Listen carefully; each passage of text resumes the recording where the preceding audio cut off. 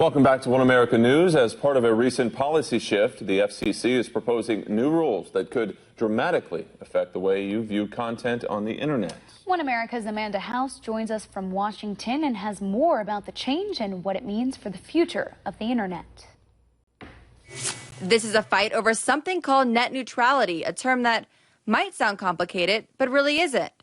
Basically, it means that all content on the internet should be treated equally by the company that provides you your internet service. But proposed changes by the FCC would allow internet service providers like Comcast and Verizon to strike special financial deals with companies like Google or Netflix for preferential treatment. That is, faster and more reliable access to internet subscribers. From a technical point, supporters of this change say that some content may need to be treated differently. I spoke with Yale law fellow Khanna about both sides of this issue. And it seems that what the FCC is doing is saying some content may need this fast lane, particularly, if you have a medical surgery, for example, over an internet connection, which is kind of hypothetical, but you would want to have the fastest possible connection. The big internet providers support these new rules, saying they lay the cables, which cost billions of dollars to create and maintain, and it's time for the government to stop telling private companies how to run their networks.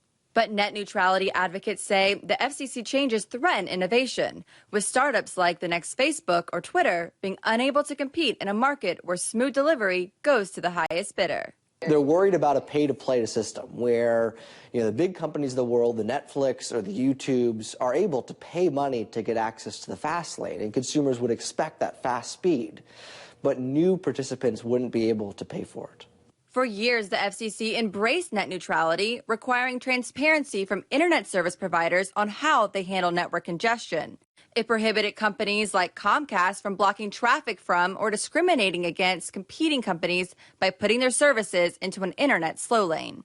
Consumer groups worry that this type of discrimination would be allowed under these new regulations, with internet service providers able to degrade any content they didn't like. For example, slowing down Netflix because it competes with their cable operation. Net neutrality advocates also say that we can't forget about the consumer's wallet. At the end of the day, all these fees have to get passed on to the consumers, and that's the real danger here, is that these big companies will probably pay for the fast lane access and then pass it on to the consumers. To make things even more interesting, Comcast recently asked for the government's permission to take over Time Warner Cable, the nation's third largest broadband provider. Now, Comcast already owns NBC Universal, so this move has many consumer groups concerned because it would give Comcast even more incentive to favor its own content on the internet.